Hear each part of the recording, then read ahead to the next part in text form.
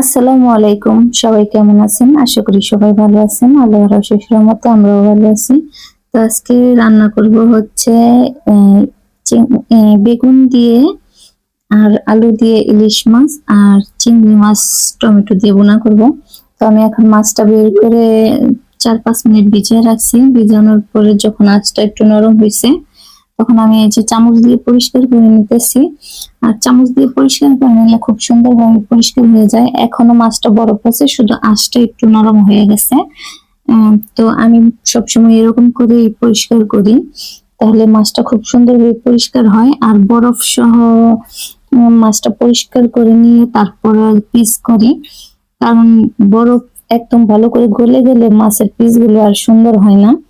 আর বরফ থাকা অবস্থায় মাছগুলো কাইটা নিলে খুব সুন্দর হয়। এ কারণে সবসময় এরকম করি। আর মাছ যতগুলাই আনি না কেন, কম আনি বেশি আনি, সবই একদম শুধু পলি করে আস্তই রেখে দিই ফ্রিজে। কেননা মাছটা যদি কেটে রাখি তাহলে বেশি দিন থাকলে আর খাইতে ভালো লাগে না। আর আস্ত থাকলে যে যেমন এখন কাইটা নিতেছি না, একদম খুব মানে টাটকা টাটকা মনে হইব। তো এই যে দেখেন আমার মাছটা কাটা হয়ে গেছে। আর প্রতিটা মাছেরই আমি এবার যতগুলা মাছ আনছি বা যে কয়টাই খাওয়া হয়েছে, দেখলাম প্রত্যেকটা মাছের ভিতরেই ডিম হয়েছে।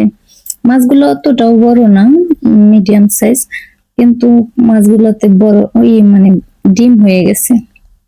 তো মাছটা কাইটা সবকিছু একদম পরিষ্কার করে নিছি। এখন আমি এই চাল ধুয়ে নিতেছি ভাত রান্না করার জন্য। ভাতটা রাইস কুকারে বসাই দিব।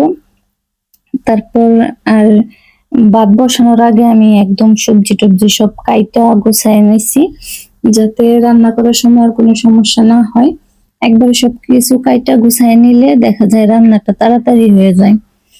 তো আমার চাল ধোয়া শেষ, এখন আমি রাইস কুকারে দিয়ে দিলাম। আর এই যে দেখেন বেগুন আলু সব এগুলো কেটে নিছি। এখন আমি বাহিরের চুলায় আবার এসে বললাম রান্না করতে, ভাতটা ভিতরে বসাই দিয়ে আসছি। তো এখন এই যে তেল দিয়ে দিলাম, তেলটা গরম হওয়ার পরে মাছটা দিয়ে দিছি। এখন মাছটা ভাজা হইলে, মাছটা আমি অতটাও মানে কড়া করে ভাজবো না, হালকাই ভাজবো। তরকারি রান্না করব। তরকারি রান্না করলেও আমার মাছটা খুব বেশি করে ভাজতে হয়, কারণ আপনাদের ভাইয়া ভাজা না হলে আবার খাইতে চায় না। তো আজকের মাছটা আবার আমার কাছে ভালো লাগছে। আর মাছটা ধোয়ার সময় এত তেল বের হয়েছে, এখন সচরাচর এমন মাছ পাওয়া যায় না। তো তারপর আজকে মাছগুলো আমার অনেক পছন্দ হয়েছে।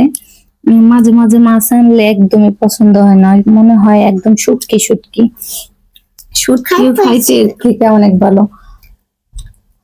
তো আমার মাছ ভাজা হয়ে গেছে, এখানে আমি চিংড়ি মাছটা বোনা করে নিব ওই মাছের তেলে আর একটু তেল দিয়ে। তারপরে যে পেঁয়াজটা কষায় নিতেছি। এখানে আমি হলুদ মরিচ ধনিয়ার গুঁড়া আর হচ্ছে লবণ আদা রসুন বাটা এগুলো দিয়ে মশলাটা কষাই নিচ্ছি। তো এখন আমি মাছটা দিয়ে দিলাম। মাছটা হালকা একটু কষানো হলেই আমি এবার টমেটোটা দিয়ে দিব, যাতে টমেটোটা গলে যায়। আর টমেটো এমনিতেও নরম জিনিস, খুব তাড়াতাড়ি গলে, এই কারণে টমেটোটা একটু মাছের পরে দিতেছি। আর চিংড়ি মাছটা ইয়াসিনের খুব পছন্দ, এর কারণে চিংড়ি মাছটা আনা হয়। আপনাদের ভাইয়া চিংড়ি মাছ খায় না, তো কি করব, বাবা খায় না, ছেলে তো খায়।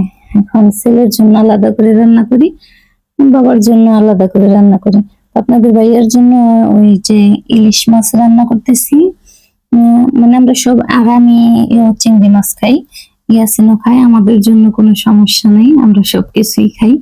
আপনাদের ভাই আবার সবকিছু খায় না, ওনার খাওয়ায় অনেক কিছু বাস আছে, মানে উনি বাইসা বাইসা খায়। যেমন ভর্তা দিয়ে ভাত খাইবো, কিন্তু হাবি জাবি মাছ খাইতে চায় না। তো এর জন্য ওনার জন্য একটু ই করে রান্না করা লাগে। মাঝে মাঝে যে অন্য মাছ আনলে রুই মাছটা আনি, কিন্তু এছাড়া অন্য মাছ আর খায় না, রুই মাছ আর ইলিশ মাছ এগুলোই খায়। ব্রয়লার মুরগিটাও খায়, ব্রয়লার মুরগি ভাইজা রান্না করলে খায়। আর যদি এমনিতে রান্না করি, খুব মানে ঝাল করে রান্না করলে তাহলে খায়, আর তাছাড়া খাইতে চায় না। তো কি আর করা যাইব, সবার মুখে তো আর সবকিছু খাইতে ভালো লাগে না। তাই তো আমার কথা বলতে বলতে রান্নাটা